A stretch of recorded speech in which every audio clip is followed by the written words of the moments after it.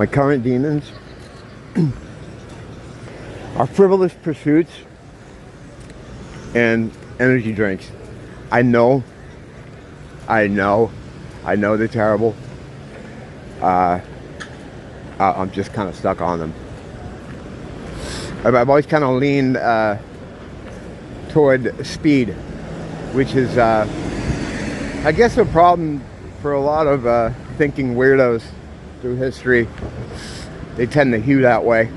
Not that I'm on the level of any of those guys, of the thinking weirdos of history, but there's something about it, that kind of stimulation, that feels like it helps you to work things out, or at least puts you in a headspace where you feel like you're solving things quicker or with more efficiency. I don't know if that's actually true, but so I don't do drugs anymore, and I used to have a Adderall prescription for like 8 years. That was basically drugs okayed by the doctor, because that shit is just trucker speed. That's all it is. It's the same molecule.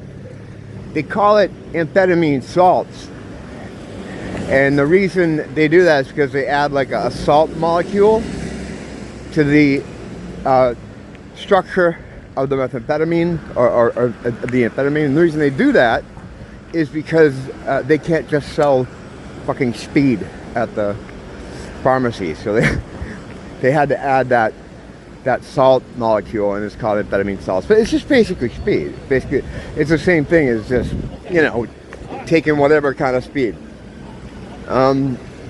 Yeah, throughout life, back in my wilder days, I was always more of an uptown guy than a downtown guy. But when I went downtown, did I ever go downtown? I got stuck there for a while too. But yeah, I'm being that I don't do any kind of drugs anymore, you have to get the kind of cheap thrills you can. So hopefully I'll work my way out of it. But for now, I got the bull on my back, man. But I was just talking in the comment section of this other video about angels, and I said, yeah, I met an angel. Excuse me, I actually met two, but if you, I can't. It's a bit long story. If you want to check out my video, I'm not trying to plug my schizo channel, but you know, just search the Chad TI speaker was an angel, and it'll pop up.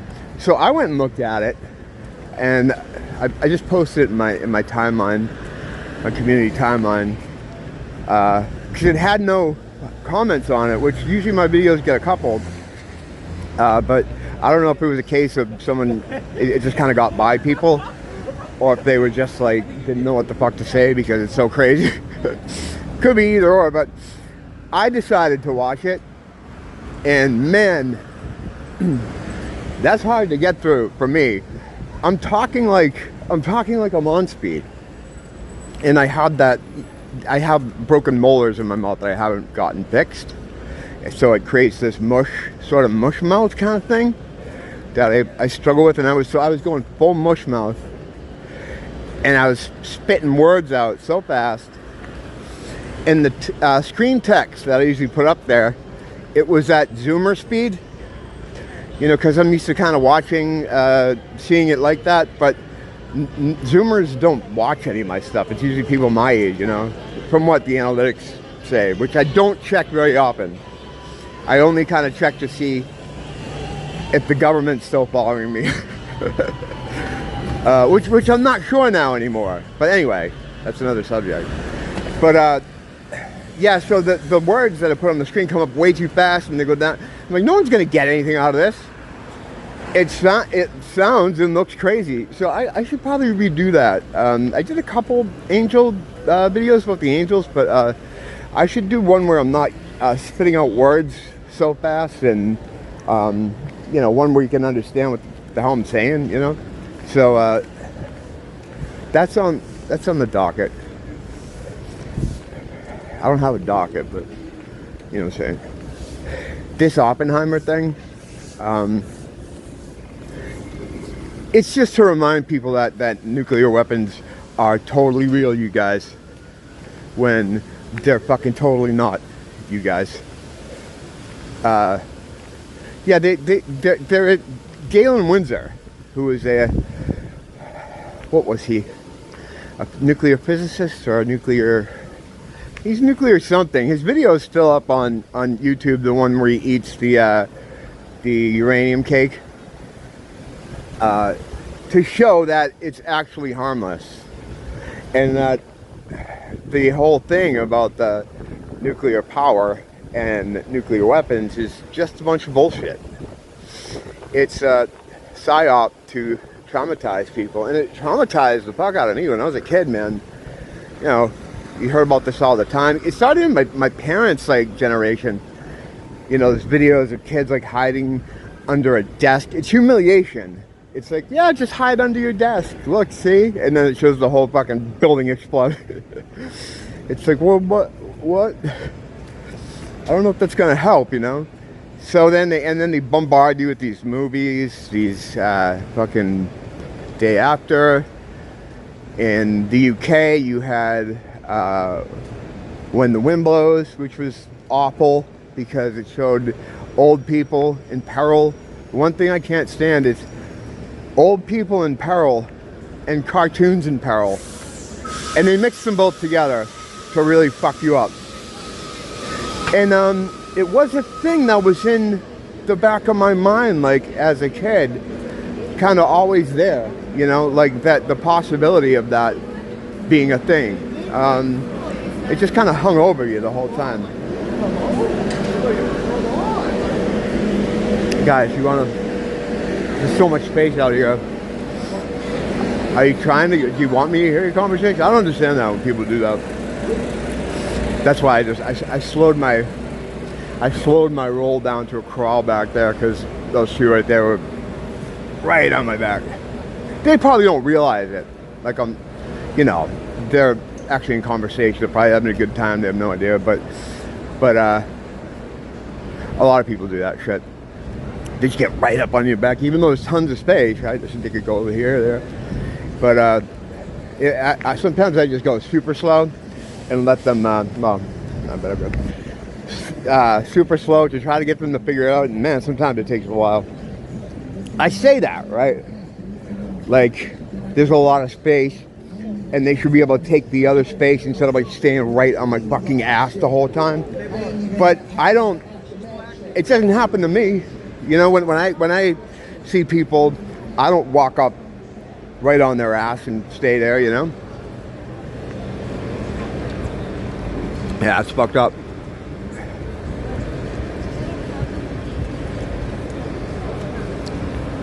I'm just hanging on here a second because I think those kids said something about me. So what I do, it's what I usually do. I stop and I give people a chance to say whatever the fuck they want. And what I'm going to do is I'm going to walk right by them again.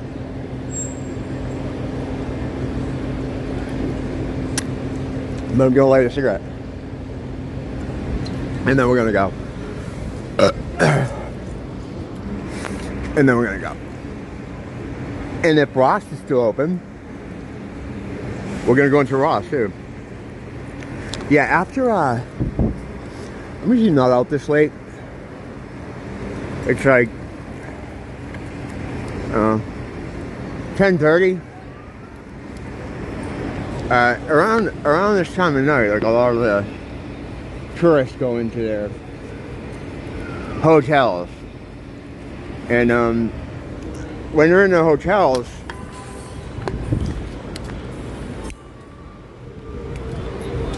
and they go in early because there is nothing to do here, nothing to do here at night, you know, nothing to do at night.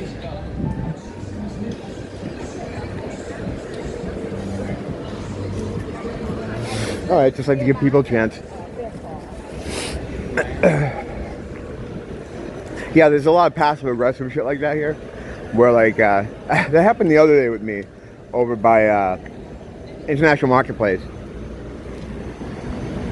And I know it was specifically for me. Like for that thing over there, I'm not sure, because I was just kind of walking by, heard a bunch of different stuff at once. But I like to give him a chance. But it was just me by myself, and no one else out there, and this guy on the stairs. So he's mumbling to himself like a lot of these fucking assholes do as I'm walking by. And then I hear him say like, pathetic, really loud. And they do this because it gives them an out. Like, oh, I wasn't talking to you. That kind of thing. It's passive-aggressive horseshit, you know? So I go back right over. I stop. As soon as I hear pathetic, I stop. Like I always do. And I say, yeah, I want to give him a chance to say what he has to say, not do it in an under my breath passive aggressive way like what happens here. So I go back over to him, like right near him, but I'm not looking at him. This is the move, right? So I go over like as close to him as could be possible without being obvious. I turn my back to him and I can see he's looking at me, you know, from my peripheral vision. And I turn over to look in his direction, but over his head. Yeah, you need to be, you know, whatever. So I turn to look over his head, and he puts his head down. So now I get closer to him because he's sitting right near the stairs, and I just go on the stairs and pretend I'm on my phone. It's kind of like what I was doing back there with those guys. And because it gives him a chance, or them, to fucking, if you got something to say it. Don't say it fucking as I'm walking by. You know, I'm standing here. We fucking go ahead. And not, you know, usually it's nothing because it's passive aggressive bullshit. Like they don't want to have a problem. You know what I mean? So they don't actually want to do anything about it. They just want to, as you walk by, they just want to say something like to you and just have you keep walking. Because most people, I think, just keep walking. You know, most normal people. So yeah. I started just kind of, because I was kind of mad at the same time with this guy, because I'm like, I'm just walking by, you know, this isn't, you know, and in the case of the thing back there, those like gangs of kids like that, that's new. That's because they brought those people here during the lockdowns, but I've talked all about that anyway. You wouldn't see that kind of thing before. But, so now I'm just walking around this guy like a psycho, but making it look like I don't know he's even there. Like I'm looking like over to see it. You get the fucking idea.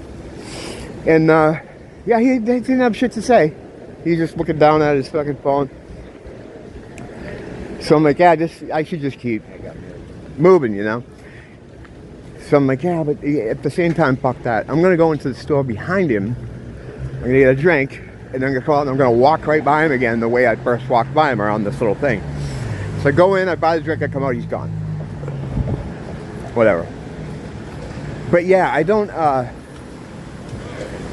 if I think like someone's like trying to clown me, I just fucking stop, and I don't face off with them because I'm not sure. You know what I mean? So I don't want to be, you know, a crazy paranoid guy. So what I usually do is I just get in their area and I give them all the time they need to say whatever they want, you know?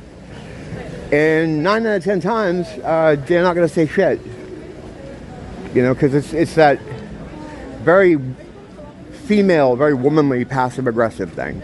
You know, like, you know, I'm going to try to get away with just saying something to this guy, but not actually do anything about it. And I'm not saying that's a smart thing to do, because, I mean, who knows? Anyone could have, like, a gun or a knife, and there are a lot of psychos here, especially since the influx of new residents after the lockdown. There's got to be gutting. There's a lot more murders, there's a lot more assaults, there's a lot more robberies, because we have the people that do that kind of shit here now, and we didn't have them before. But it's kind of happening in every blue state. It sounds like some crazy conspiratorial thing, but it's not. It's another one of those things that if you brought it up, people would be like, oh, you're crazy. It's like, yeah, well, you know, we've had a 42% jump in violent crime in one calendar year. At the same time, we had an influx of people that were brought here to fill up the spaces of mainly island families, generational islanders who have been here for years. You guys drove out of here because you held on to the COVID money and you didn't pass it out when the federal government gave it to you. So they had to move to Las Vegas or the fucking woods or go in the ocean. Now you get all these empty spaces, and you go to the landlords and the owners of these empty spaces and say, hey, if you make your space low-income housing, we can pay you. You know, like, well, we can't. It's not zoned for low-income housing. And then they go, well, we're in a state of emergency, so we can do this we can make it low-income housing. So now they have all this empty low-income housing space. And they bring in new people from the mainland and from another continent. You can probably guess which one. The same one they're dispersing people all over the world from. And then here they are. And when that happened, crime shot through the roof. We didn't have the kind of crime that you see here now. I'm not going to get into this thing. I did a whole fucking series about this. It's unfortunate, but it's not just us it's happening to. It's happening. And it's not even the people who they're using as a cudgel to beat people with. It's not even their fault. They're being used like as a biological weapon to be put into an area where they know there's no compatibility there. And they know that there's going to be problems. And they know they have enough of them in place that if they need to do one of their little protests that they like doing now in modern times, they can activate all these golems that they have. Because that shit wasn't going on in Hawaii. They were really salty. Because what happened was when there was one thing, what was it? Oh, it was the George Floyd things. They were going to have some kind of day of protest. They boarded up everything here. Everything was boarded up, spent a lot of money boarding things up. There's a lot of weird shit that happened around that. I'll have to do some videos on that, about people that came here to try to stir up shit. That's a whole separate video though, because I'm almost that long. And then no one popped off. No one did anything. And I know it upset them. Because the Islanders don't give a shit about that stuff. Samoans, Hawaiians, generational Islanders, Filipinos, those people, they don't care about that, their causes, because they have their own problems with the government. I mean, the government's occupying their land. That's kind of a problem.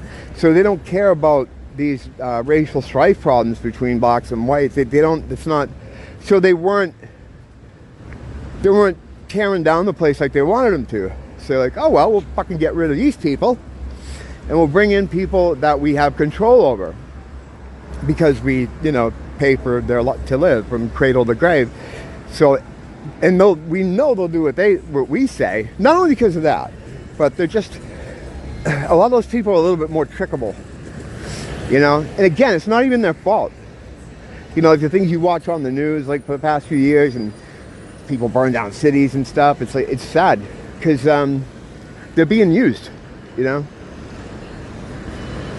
So we have that. We have them in place here now for when the next pop-off goes. But this thing, the way they did this here, was done in every other blue state. Maine's going through it right now. The thing I still haven't figured out, though, is exactly how the recruitment process goes. Like, because some of these people are from the mainland, right? So how do they propose it to these people? Like, hey, do you want to go live fucking in Hawaii? They don't fucking know anything. They don't know what Hawaii is. They don't know anything about it. Why would they want to? There must be some kind of incentive, like some kind of money incentive. Like, okay, if you move here, because everything's paid for anyway. You know, they don't. You know, the government pays for the food and the housing and all the shit. So maybe there was a cash kind of incentive. I don't know. I haven't done a poll among the new arrivals, and I'll tell you what, I'm not going to. So I'm just going to be left to wonder, I guess, about how exactly the mechanism of action there, what that was. So yeah, angels, forced immigration, and fake nuclear weapons. I think that about covers it. Thanks for dropping by. I'll see you soon. Don't blame the teacher, blame the school.